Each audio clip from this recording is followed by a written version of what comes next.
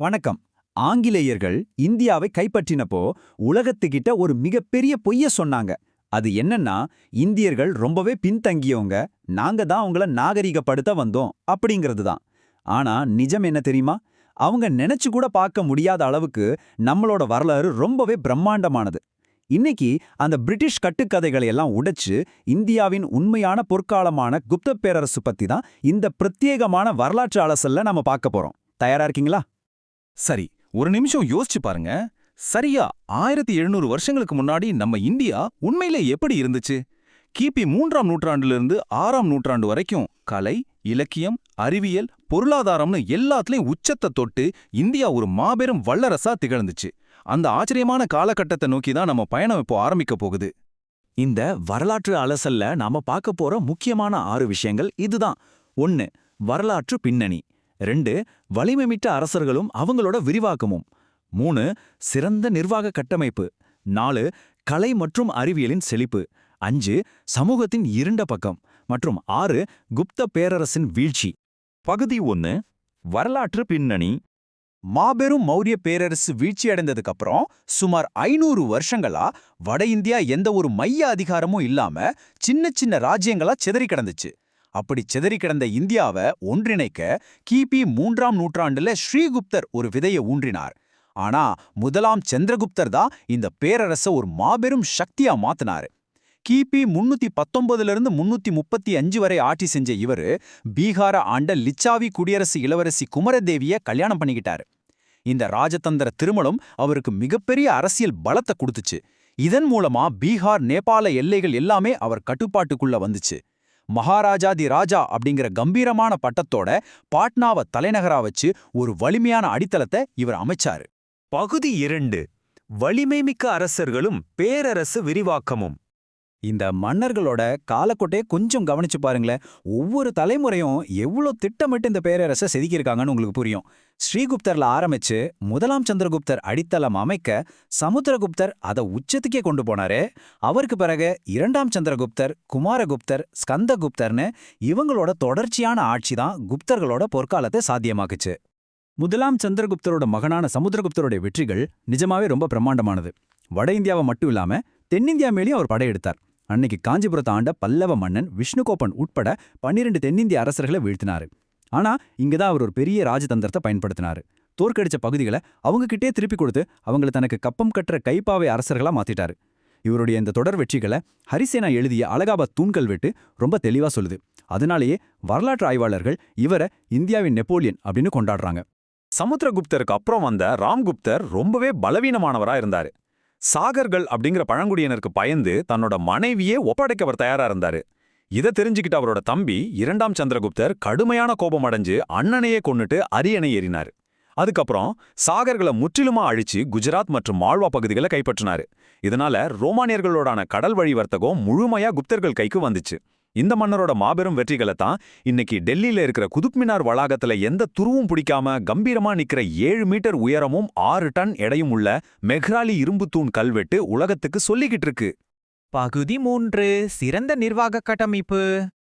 இவ்வளவு பெரிய பேரரச ஒருத்தரை மட்டும் எப்படி ஆள முடியும்? முடியாது இல்லையா? அதனாலதான் அதிகாரங்களை ரொம்ப அழகா பிரிச்சாங்க.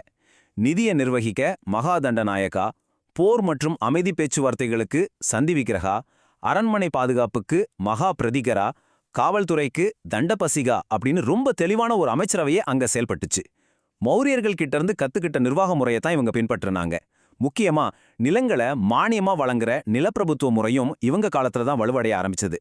குப்தர்களோட நிர்வாகம் எவ்வளவு சிறப்பா இருந்துச்சுங்கிறதுக்கு இந்த ஒத்த வரியை சாட்சி. சீன பயணியான பாஹியான் தன்னோட குறிப்புகள்ல மக்கள் ரொம்ப சுதந்திரமா இருந்தாங்க, சாலைகள் பாதுகாப்பா இருந்துச்சு அப்படின்னு வியந்து எழுதியிருக்காரு. இப்படி ஒரு பாதுகாப்பான சூழல் இருந்ததால தான் விவசாயம் பெருகுச்சு, ஜவுளி, மசாலா பொருட்கள் வர்த்தகம் எல்லாம் செழிப்பா நடந்துச்சு. அவங்க ஸ்வர்ணாஸ் அப்படின்னு சொல்லப்படுற தங்க நாணயங்களை அதிக அளவுல வெளியிட்டாங்க. இந்த பொருளாதார செழிப்பு தான் இந்த காலத்தை பொற்காலம்னு சொல்ல ஒரு முக்கியமான காரணம். பகுதி 4. கலை மற்றும் அறிவியலின் செழிப்பு. இந்த காலகட்டத்தோட அறிவியல் சாதனைகளை கேட்டீங்கன்னா நிஜமாவே ஆச்சரியப்படுவீங்க. நாம இன்னைக்கு பயன்படுத்துற பூஜ்ஜியத்தை உலகத்துக்கே கொடுத்த மாபெரும் விஞ்ஞானி ஆரியபட்டர் வாழ்ந்தது இந்த காலத்துல தான். பூமி தன்னைத்தானே சுத்திக்கிட்டு சூரியனையும் சுத்தி வருதுங்கிற உண்மைய அன்றைக்கே தன்னோட சூரிய சித்தாந்தம் நூல்ல அவர் எழுதியிருக்காரு.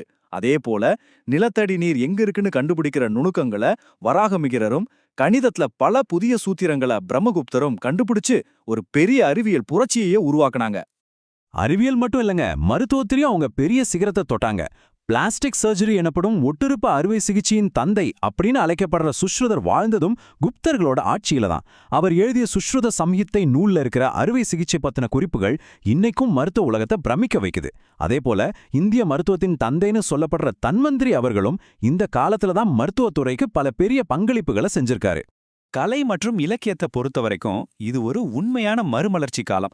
ராமாயணம் மற்றும் மகாபாரதம் முழுமையா தொகுக்கப்பட்டது இப்போதான். காளிதாசரோட சாகுந்தலம் அப்புறம் விஷ்ணு புராணம் மாதிரியான முக்கியமான நூல்கள் எழுதப்பட்டுச்சு. உலக புகழ்பெற்ற அஜந்தா குகை ஓவியங்கள்ல இருக்கிற பத்மபாணி போதிசத்வர் ஓவியங்கள் குப்தர்களோட கலைத்திறனுக்கு ஒரு அற்புதமான சான்றா இன்னைக்கும் இருக்கு. அது மட்டும் இல்லாம இறைவனுக்காக முறையான கோயில்களை கட்டி வழிபடுற முறையும் இவங்களோட காலத்துல தான் உருவாச்சு. பகுதி 5, சமூகத்தின் இருண்ட பக்கம். வரலாறு அப்படிங்கிறது வெறும் வெற்றிகளை மட்டும் பேசுறது கிடையாது. அதில் இருக்கும் குறைகளையும் நேர்மையா அணுகிறது தான் உண்மையான வரலாற்று பார்வை. ஒரு பக்கம் அழிவியல் செழிப்பா இருந்தாலும் குப்தர்கள் காலத்துல ஒரு இருண்ட பக்கமும் இருந்துச்சு. இந்த காலகட்டத்துல தான் பிறப்பு அடிப்படையா வச்ச கடுமையான சாதி முறை ரொம்ப ஆழமா வேரூன்ற தொடங்குச்சு. அது மட்டும் இல்லாம தீண்டாமை அப்படிங்கிற ஒரு கொடிய வழக்கமும் நடைமுறையில இருந்ததை சீன பயணி பாகியான் தன்னுடைய குறிப்புகளை ரொம்ப தெளிவா பதிவு செஞ்சிருக்காரு. அது மட்டும் இல்லாம பெண்களோட நிலை இந்த காலகட்டத்துல ரொம்பவே மோசமா வீழ்ச்சி அடைஞ்சது. பெண்களுக்கு கல்வி கற்கும் உரிமையும் மறுமணம் செஞ்சுக்கிற உரிமையும் கடுமையா மறுக்கப்பட்டுச்சு. இது எல்லாத்துக்கும் மேல கணவன் இறந்த உடனே அவனோட சிதையில மனைவியும் உடன்கட்டை ஏறும் சதி அப்படிங்கிற ஒரு கொடூரமான பழக்கம் குப்தர்களோட காலத்துல தான் உருவாச்சு அப்படிங்கிற கசப்பான உண்மையையும் நாம இங்க கண்டிப்பா பதிவு செஞ்சாகணும். பகுதி 6. குப்த பேரரசின் வீழ்ச்சி. குமாரகுப்தரோட மகன் ஸ்கந்தகுப்தர் ஆட்சிக்கு வந்தப்போ மத்திய ஆசியாவைச் சேர்ந்த ஹூணர்கள் அப்படிங்கிற நாடோடி பழங்குடியினர் இந்தியா மேல தொடர்ந்து படையெடுக்க ஆரம்பிச்சாங்க. ஆரம்பத்துல ஸ்கந்தகுப்தர் இவங்களை வெற்றிகரமா தடுத்து நிறுத்தினாலும் ஹூணர்களோட இடைவிடாத தாக்குதல்கள் குப்த பேரரசோட ராணுவத்தையும் பொருளாதார வளங்களையும் கொஞ்சம் கொஞ்சமா உறிஞ்ச ஆரம்பிச்சது. வர்த்தக பாதைகள் எல்லாமே துண்டிக்கப்பட்டு பொருளாதாரம் ஒரு மாபெரும் வீழ்ச்சியை சந்திச்சு மக்களை பஞ்சத்துக்கு தள்ளுச்சு. கிபி 467ல ஸ்கந்தகுப்தர் இறந்ததுக்கு அப்புறம் புருகுப்தர், நரசிம்மகுப்தர் மாதிரி ரொம்ப பலவீனமான வாரிசுகள் தான் ஆட்சிக்கு வந்தாங்க. இதனால ஹூணர்கள் ரொம்ப சுலபமா உள்ள நுழைஞ்சாங்க. அதே நேரத்துல மால்வா பகுதியில யசோவர்மன் மாதிரி புதிய அரசர்கள் எழுச்சி பெற்று ஹூணர்களை அடக்குனாங்க. இப்படி ஒரு பக்கம் வெளிநாட்டு படையெடுப்பு, இன்னொரு பக்கம் உள்நாட்டு குழப்பம், பலவீனமான ஆட்சியாளர்கள்னு பல காரணங்களால இந்தியாவோட மாபெரும் பொற்களமா திகழ்ந்த குப்த பேரரசு கிபி 550ஆம் ஆண்டு முற்றிலுமா முடிவுக்கு வந்துச்சு. இதுக்கப்புறம் தான் இந்தியா இஸ்லாமிய ஆட்சியாளர்களோட கட்டுப்பாட்டுக்குள்ள செல்ல தொடங்குச்சு. வரலாறு அப்படிங்கிறது எப்போதுமே கருப்பும் வெள்ளையும் கிடையாது. அது பல நிறங்கள் கலந்தது அப்படிங்கிறத குப்த பேரரசு நமக்கு ரொம்ப அழகா உணர்த்துது. நிர்வாகம், அறிவியல், கலையில இவங்க அடைஞ்ச இமாலய உச்சங்களையும் அதே சமயம் சமூகத்துல நிலவிய சாதிய பாகுபாடுகள், பெண்களின் மேலான அடக்குமுறைகள்னு பல கோணங்கள்ல இந்த காலகட்டத்தை நாம இன்னைக்கு பார்த்தோம். இந்த வரலாற்று அலசல் உங்களுக்கு ஒரு தெளிவான புரிதலை தந்திருக்குன்னு நான் நம்புறேன். இப்போ சொல்லுங்க, இந்தியாவின் இந்த பொற்காலம் பத்தின உங்களோட பார்வை என்ன? அவங்க விட்டுட்டு போன அறிவியலா இல்ல சமூக கட்டமைப்பா? இதுல எது உங்களை அதிக சிந்திக்க வைக்குது? உங்க கருத்துக்களை மறக்காம கமெண்ட்ல சொல்லுங்க. இதே மாதிரி இன்னொரு சுவாரஸ்யமான வரலாற்று அலசல்ல உங்களை சந்திக்கிறேன். அதுவரை தொடர்ந்து பற்றுக்கொண்டே இருங்கள்.